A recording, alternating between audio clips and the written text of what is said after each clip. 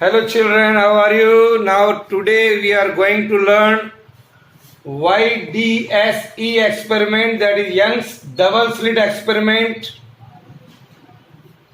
of our chapter Wave Optics. Now you are ready? Yes sir. Now Young's in the year 1802 demonstrate that phenomenon of interference of light. Interference of light by a simple experiment, and this experiment verifies the wave nature of light. This experiment verifies the wave nature of light that we are going to see. Is that clear? So now first we are going to draw a figure of this Young's double slit experiment. First we are going to draw the figure and then explain it. So take your pencil. Here is a monochromatic source of light, say S. Now nearby of it we are here a two slits A and B. Here it is A and here it is B. A spherical wavefront are coming here in a continuous line and dotted line. The continuous line represent crest. Dotted line represent trough, like this. These waves are reaching at this point. Here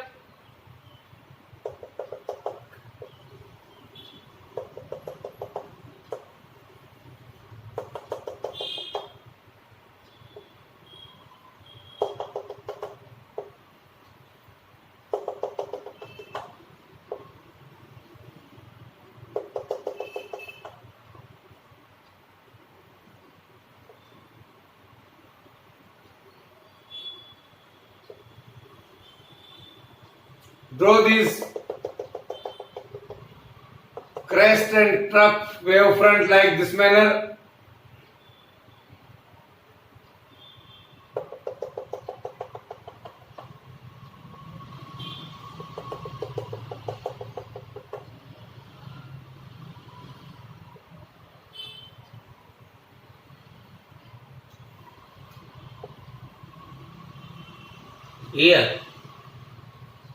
Here are the two slits A and B, and here it is our screen. What I observe here, where the crest of one wave falls on the crest of another wave and trough of one wave falls on the trough of another wave, we are getting constructive interference. See here, in this manner, the crest and trough. So we can see here like this, in this manner. So we get here a point for constructive interference called C, and we are getting here a constructive interference. Then in between of these, where the crest and trough are falling, we are getting here a destructive interference like this. Say this is D. Then here, where the crest and trough are meeting, again we are getting constructive interference, say E. Similarly here, where the crest and trough are meeting, we are getting a destructive interference. And then again here, where the crest and trough are meeting, we are getting constructive interference. This is F and this is G. So my dear children, at this point we are getting here, say the waves are coming like this, here. So we are getting a constructive interference. Similarly here you can see here I can say these are crest and trough are falling on each other, where here at this point, at the point D, we can say if one wave is something like this and another wave is something like this, where the destructive interference is there, and here I can say at a destructive interference here like this, and here at this point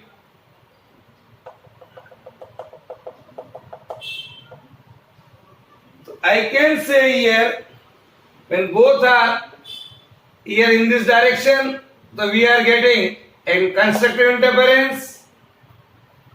Here the resultant wave will go like this. Here the resultant wave is something like this. Here this is the resultant wave, and here this is the resultant wave. Draw the figure, then I will explain it. This is in a very simple figure of Young's double slit experiment. These are the figures of superposition of displacement. Here these are the superposition of displacement.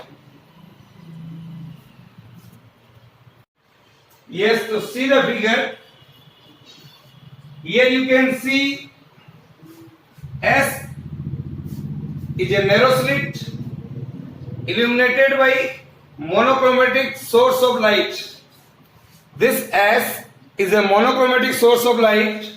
We can see here at a suitable distance S, there are two fine slits A and B. Here is A and here is B, placed parallel to S. Screen is placed at a larger distance from here to here. Screen is placed at a larger distance. We can see this from the slit A and B. Then we are getting alternative bright, dark and bright fringes are there. These are called interference band. These are called interference band. I want to explain these bright and dark can be explained on the basis of interference of light. These can be explained on the basis of interference of light. Okay, S1 and S2 behaves like a two coherent sources. So this can be explained on the basis of Huygens principle. This can be explained on the basis of Huygens principle. According to the Huygens principle, the monochromatic source of light illuminating the slit S sends spherical wavefront. You can see here, these are the spherical wavefronts coming out from here. Solid arc represent crest. Solid arc represent crest and dotted arc represent trough. These are produces an interference. Dot represents here where the crest meets, or trough of one wave falls on the trough of another wave meets. When the line joining this, we are getting bright fringe. So dot represent constructive interference, and the cross where the crest of one wave falls on the trough of another wave represents the destructive interference.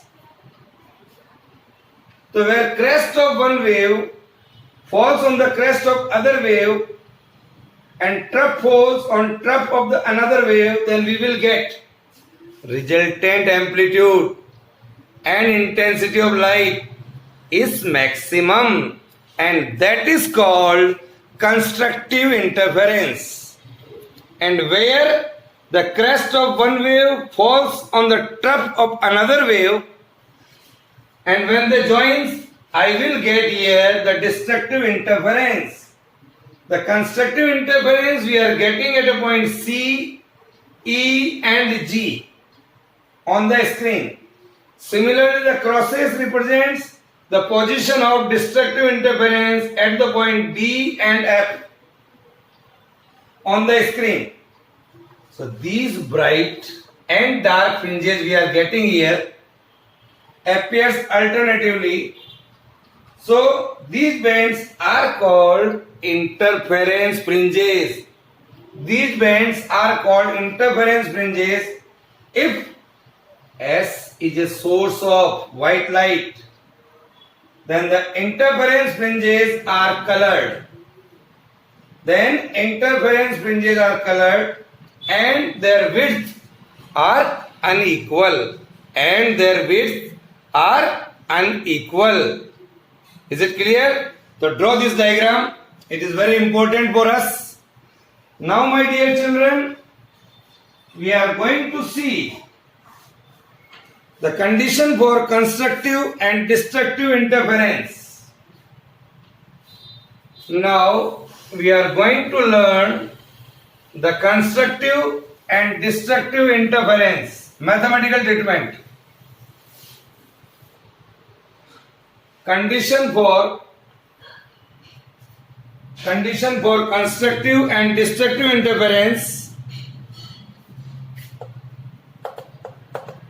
Condition for constructive and destructive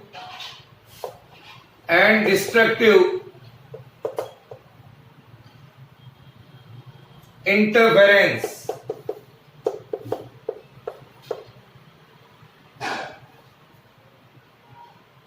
Here I am going to see the mathematical interpretation of interference of two waves. What we are going to do, mathematical representation or calculation here. Let the two waves are represented by y1 is equal to a sin omega t and another wave is represented by y is equal to b sin omega t plus phi. Here it is our equation number 1 and this is our equation number 2,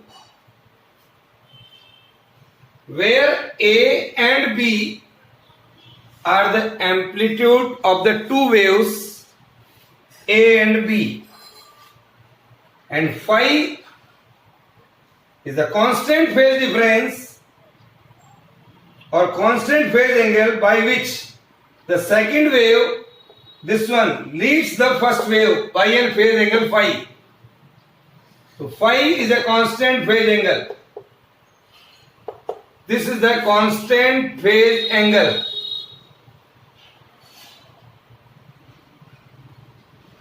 According to the superposition principle, the displacement y of the resultant wave at any time t would be given by y1 plus y2,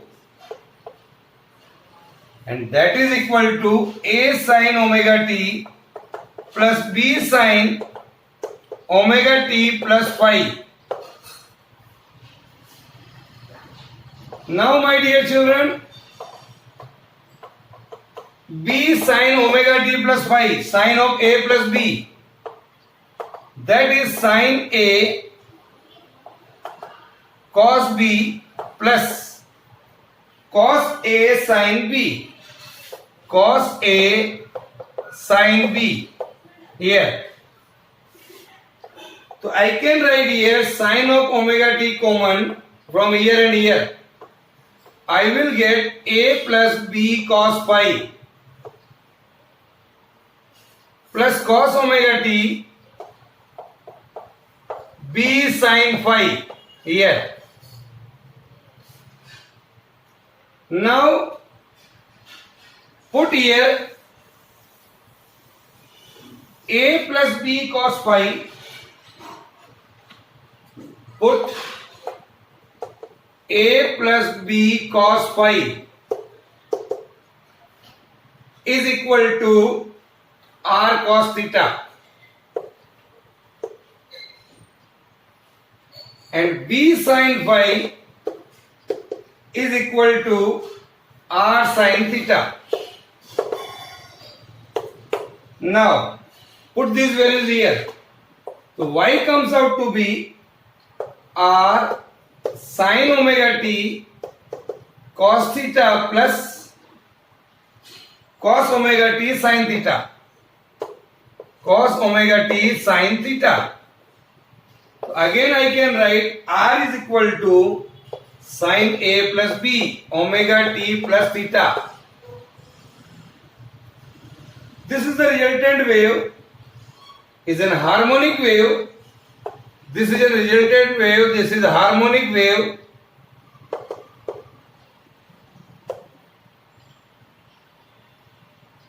Of amplitude R, squaring these two equations, this and added it. Square both the equation and add it. What we are getting? R square cos square theta plus sin square theta. Cos square theta plus sin square theta is equal to A plus B cos phi का whole square plus B sin phi का whole square. This is equal to R square. So this you can open it. A square plus B square cos square phi plus twice of AB cos phi plus B square sin square phi. This and this. Again take common B square, and we know, my dear children, sin square theta plus cos square theta is equal to 1. So I can write here A square plus B square plus twice of AB cos phi. This is R square. So R comes out to be A square plus B square twice of AB cos phi. This is the resultant of these two waves. So I can write, my dear children, R is equal to under root of A square plus B square plus 2AB cos phi का under root. Now, resultant intensity I is directly proportional to the square of the amplitude of the resultant wave. So I can write I is proportional to R square. That is equal to A square plus B square plus twice of AB cos of phi. For the constructive interference,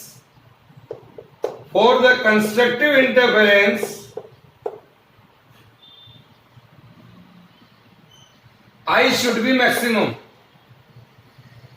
I should be maximum. For the constructive interference, I should be maximum, for which I can say cos phi should be maximum and the value should be 1. It is possible only when the phase angle phi is equal to 0, 2 pi, 4 pi like this. Or I can write phi is equal to 2 n pi, where the value of n is equal to 0, 1, 2 like this. If x is the path difference between the two waves, if x is the path difference between the two waves reaching the point P on the screen, reaching the point P on the screen, then corresponding phase difference would be here x is equal to lambda upon 2 pi into phi. That is lambda upon 2 pi into phi. Phi is equal to 2n pi. So path difference would be n lambda. Then we will get constructive interference. Because we are going to find out the path difference, it is the length of one wave. Here, this is lambda. And the phase angle from here to here, that is 2 pi. That's why with the help of this formula, we can find out x. So, I conclude that the condition for constructive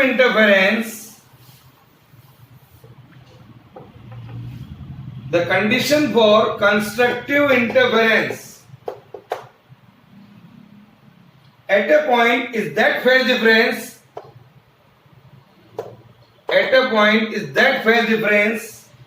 between the two waves.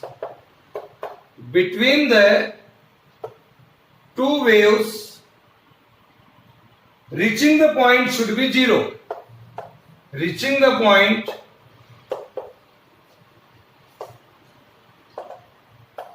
should be 0. Or an integral multiple of that is pi. Phi is equal to 2n pi, that we have seen.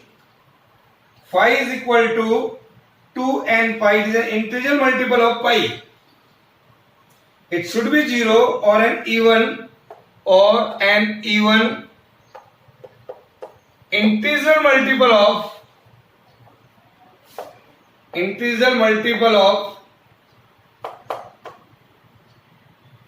pi.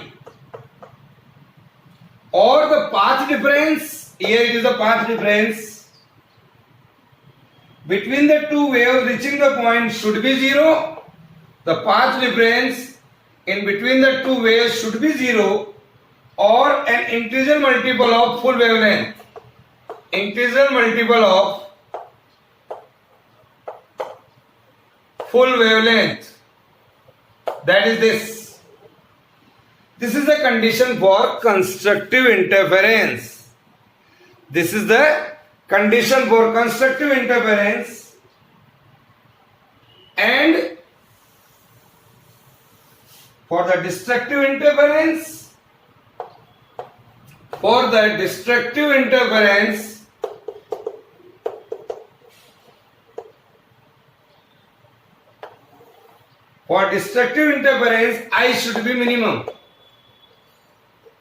I should be minimum.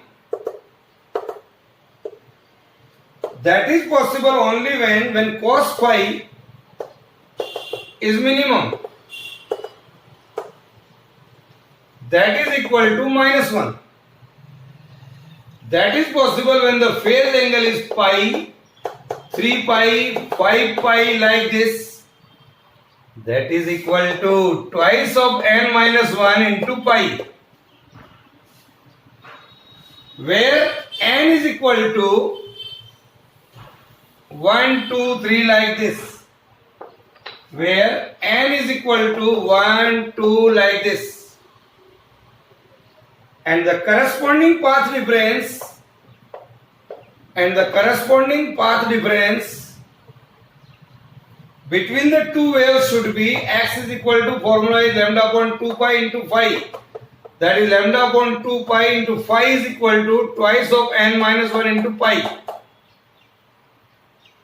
That is twice of n minus 1 lambda by 2. So this is the path difference and this is the phase difference. So for the condition for destructive interference, at a point is that phase difference between the two waves, reaching the point should be odd integral multiple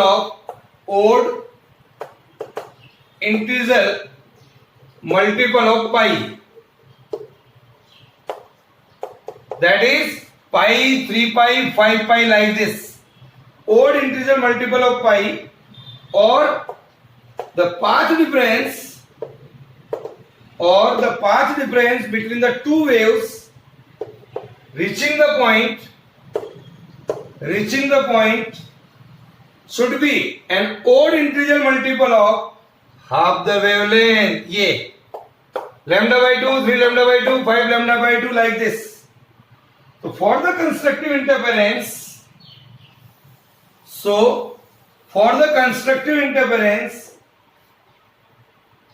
cos phi is equal to 1. So R can be written as under root of a square plus b square plus twice of ab. That is a plus b for constructive interference. It is for constructive interference. Sum of the amplitude of the two waves, which would be maximum. So I can write R of maximum is equal to a plus b, or I of maximum is proportional to R square maximum. That is a plus b ka whole square. For the destructive interference,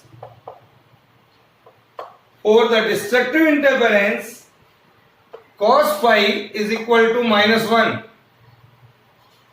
So R comes out to be under root of a square plus b square minus twice of ab. That is a minus b. So I of minimum is proportional to a minus b ka whole square. This is.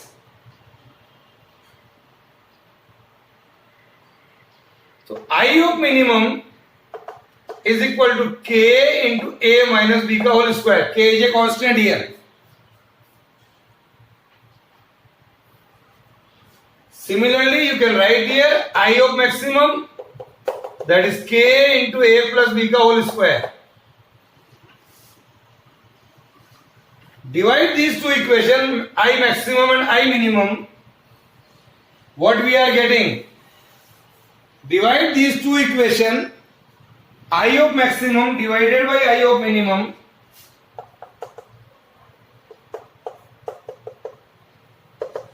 That is a plus b ka whole square divided by a minus b ka whole square. Suppose when both the amplitude are equal, a is equal to b, so I can write R of maximum is equal to 2a and R of minimum is equal to 0 when both a and b are equal.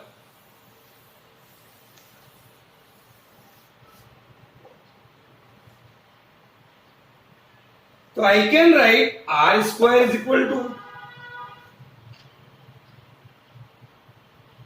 a square plus b square plus twice of ab cos of phi, where a is equal to b. So you can write here I1 is equal to a square, I2 is equal to b square, like this. Okay, I can write here the resultant intensity is equal to I1 plus I2 plus 2 under root of I1 I2 and cos phi. This is here because the resultant intensity is equal to R square. Is that clear? So my dear children, this is all about today. We saw Young's double slit experiment and the mathematical treatment of constructive and destructive interference. Okay, bye.